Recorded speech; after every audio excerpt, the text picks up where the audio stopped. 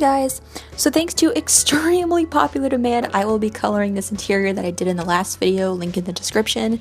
I actually inked this whole thing before I actually got to filming, so let me talk about that for a second. I used the concept markers I got for like $1.37 at Jerry's Artorama.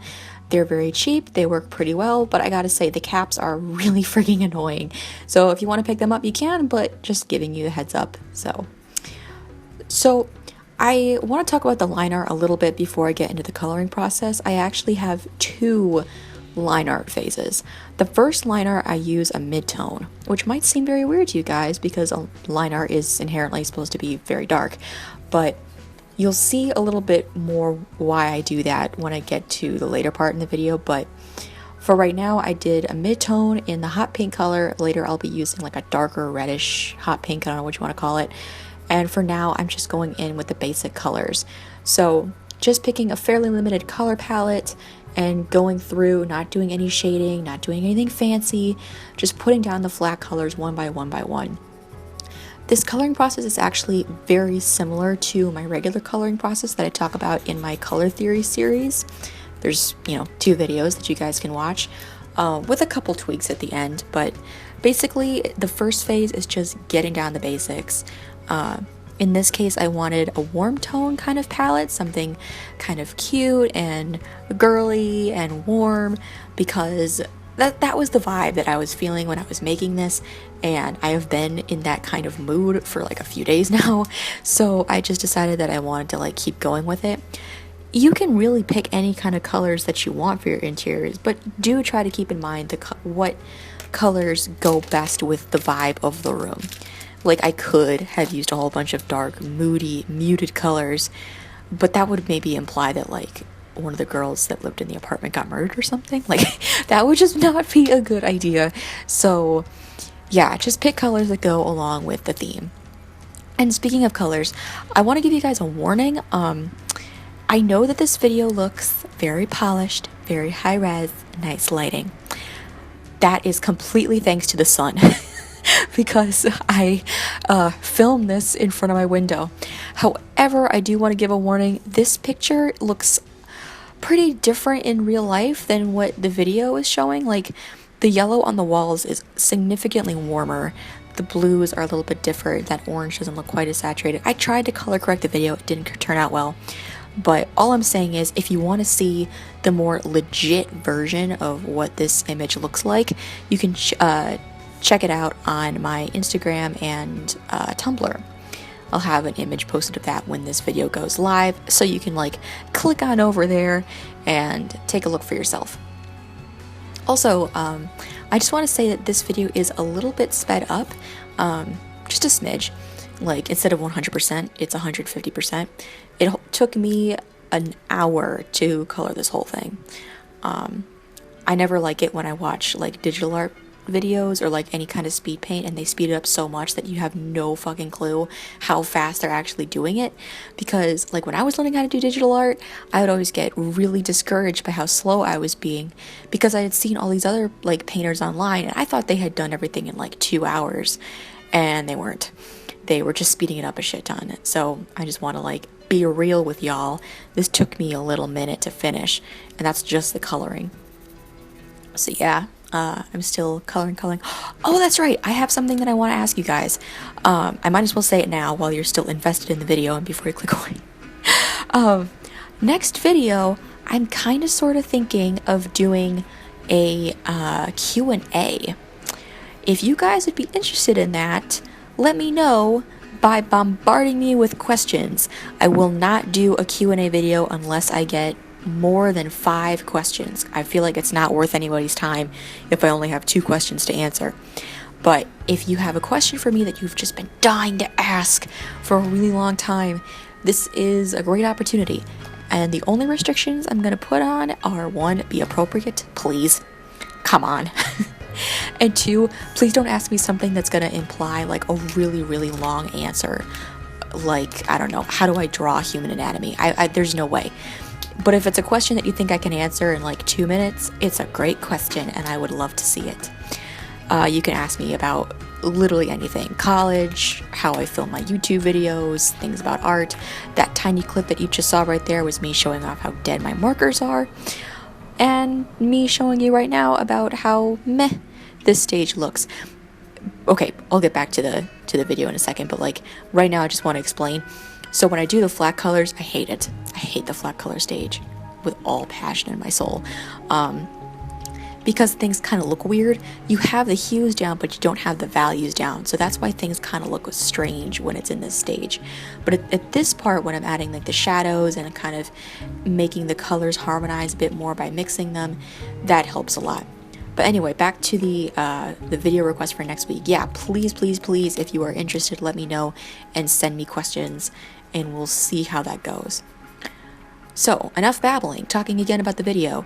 I like adding lots of gradients to my artwork because gradients are cool. And the way I see it is, if you have a light source that's directly overhead, which usually it is because there's either the sun or a ceiling lamp, things tend to get slightly darker as they go down because they have less light directed on them. So pretty much always, I tend to add a tiny little gradient, real subtle, but a tiny little gradient going from darkest on the bottom to the lightest on the top. And you'll see me right now, actually, perfect timing, adding a marigold color, I believe that's the name of the Copic, to the walls. And in this case, it not only helps bring the room kind of in, like it feels like it's all connected a little bit more, but it also implies shadow behind the furniture without me literally doing a harsh shadow and kind of making the room feel really harsh. Guys, if you are one of those artists that don't use shadows, I would please encourage you to draw your shadows. At some point in the near future, I'm going to be doing a video talking about lighting, but I might as well talk very briefly about it right now. Shadows will make your artwork pop a lot more than highlights, because think about it, what is stronger, white or black? Black, obviously, black is stronger. So even like if you're not going to shade in black, obviously, but when you add the shadows, your midtones will pop more. Even without a highlight, they're going to pop more, whereas if you add a highlight to a midtone, it's just not going to stand out as much. So please, if you are one of those people, I encourage you, add a little bit of shadow. Be brave, be bold. It brings things together. Like right now, I'm adding like that shadowish to the couch, and I've been adding little sneaks of color everywhere. I love color mixing, guys. It's so much fun. All about that color harmony, y'all. All about it. And obviously, I talk more about that in my color theory videos. But I just want to talk about it again because it's that fucking important. So yeah. So, just adding little details here and there.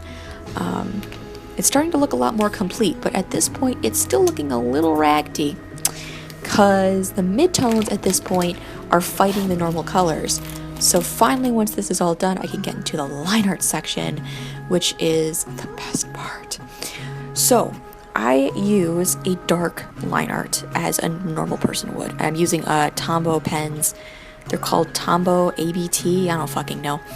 But anyway, so why do I have two line arts? Great question. I do it because when I do this final line art, I don't perfectly connect all the lines. I don't make it look like a coloring book page. I let lines trail off. I have tiny little gaps. I have a lot of line variation. And the reason I do this is because implicit lines, the lines that don't really connect and only imply connection, are more fun for the brain to kind of look at and digest, because your brain likes figuring out how those lines connect. It's more interesting. I actually learned that from my sculpture professor back at UConn, of all things. So yeah, I like using kind of very brushstrokey, kind of loose, more interesting sort of lines. But I put the mid-tone line art down because I don't want these kind of blob-like shapes with a harsh line. To me, that doesn't make a lot of sense. So by having the mid-tone line underneath, it still implies a complete line. It's just not as direct. So it gives me the ability to have these really bold lines, but still kind of unite everything together in such a way. Typically, I like using reds. I have like an insane set of like hot pink and various red shades of markers for liner, but sometimes I'll use like a teal or a dark blue or a purple. Totally depends on the subject matter. In this case, because everything is so light and so warm, it made more sense for me to use something that was also in the warm palette. Not saying I couldn't have used a teal or something, but I feel like that would have clashed a little bit more. You want it to kind of like go along, but not, you know, be too blended in either. So yeah, I'm just adding my cute little lines, having a grand old time. If you're someone who struggles with line art, just remember that it takes practice, like a shit ton of practice. It took me, I think, like 2 years of high school of lining things with India ink and a literal brush for me to finally get over my fear of doing line art. 2 years, people. My hands would get like super clammy, which was not good because the pen or the brush slides around in your hand more. But I'm just saying, like, don't be afraid of doing line art. It just takes a while to do, and there's like warm-ups that you can do. Just, you know, Google them or something, look on YouTube, and you'll be line arting in no time. It's super fun. Adds a lot of pop to your work, unless you're one of those people that's very painterly, in which case you might not rely on line art. But I rely on line art, as you can probably tell from this video, so that's just something to think about. If that's something that you like, you know, give it a shot.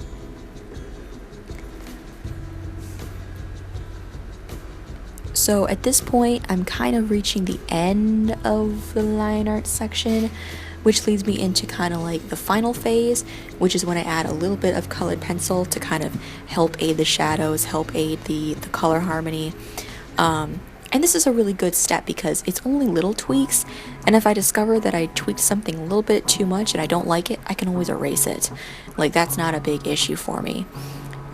So I go in with a colored pencil, and usually I would add soft pastel too, but for this one I was like, meh, it's kind of overkill. I don't feel like I have to do that, so I'm just going in tiny little tweaks, real subtle but real nice, into the picture. So that is pretty much it. If you want to see this image again, I would encourage you to go on Snapchat, or excuse me, not Snapchat, Instagram and Tumblr. But you can also see me on Snapchat too. It is Biana Bova for all of them, and there will be links in the description. I hope you like this video, and once again guys, please, if you are interested in doing a Q&A video and you have questions to ask me, leave some comments, leave some questions down below. I'd really appreciate it. Hope you're having an awesome day guys, and I'll see you in the next video. Bye!